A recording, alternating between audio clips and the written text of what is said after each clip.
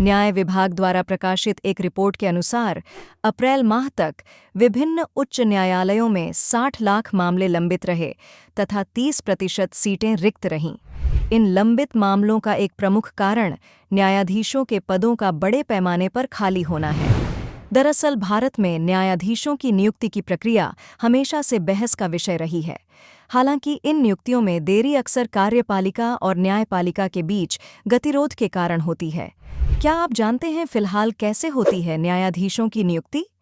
भारतीय संविधान के अनुच्छेद 124 तथा 217 के अनुसार क्रमशः सर्वोच्च न्यायालय और उच्च न्यायालय के न्यायाधीशों की नियुक्ति राष्ट्रपति द्वारा की जाती है। हालांकि नियुक्ति और स्थानांतरण प्रक्रिया कॉलेजियम प्रणाली पर आधारित है। इस प्रणाली में मुख्य न्यायाधीश और सर्वोच्च न्यायालय के वरिष्ठ न्यायाधीश राष्ट्रपति को नियुक्ति के लिए न्यायाधीशों के नामों की सिफारिश करते हैं। हालांकि इसका उल्लेख भारतीय संविधान में नहीं है। कॉलेजियम प्रणाली की जवाबदेही, पारदर्शिता में कमी, भाई भतीजावाद तथा स्पष्ट मानदंडों के अभाव के कारण आलोचना की जाती रही है।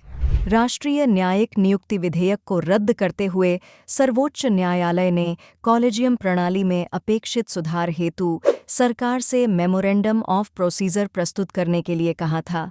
क्या कॉलेजियम प्रणाली की अपेक्षा राष्ट्रीय न्यायिक नियुक्ति आयोग (NGAC) बन सकता है विकल्प? अदालतों में बैकलॉग के मुद्दे को हल करने के लिए भारत, ब्रिटेन और दक्षिण अफ्रीका जैसे देशों से प्रेरणा ले सकता है, जहां न्यायिक नियुक्ति आयोग न्यायाधीशों के चयन की देखरेख करता है। दरअसल भारत में न्यायिक नियुक्तियों के लिए स्पष्ट मानदंड, योग्यताएं और प्रक्रियाएं स्थापित करना आवश्यक है तथा पारदर्शिता बढ़ाने के लिए सार्वजनिक परामर्श भी शामिल किया जा सकता है। साथ ही नियुक्ति के बाद एक समीक्षा प्रणाली लागू करने से न्यायाधीशों के प्रदर्शन की निगरानी करने और आवश्यक सुधारों का सुझाव देने में मदद मिल सकती है। इस तकनीकी युग में न्यायिक डेटाबेस बनाना न्यायिक मामलों, न्यायाधीशों और न्यायालयों की प्रणाली की समग्र दक्षता के मूल्यांकन के लिए फायदेमंद हो सकता है। इससे लंबित मामलों के नियमित मूल्यांकन से देरी के अंतर्निहित कारणों को उजागर करने में मदद मिलेगी।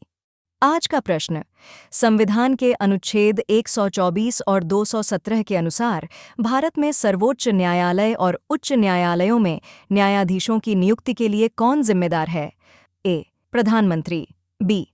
भारत के मुख्य न्यायाधीश, सी. भारत के राष्ट्रपति, भारत की संसद। अपना उत्तर कमेंट में दें।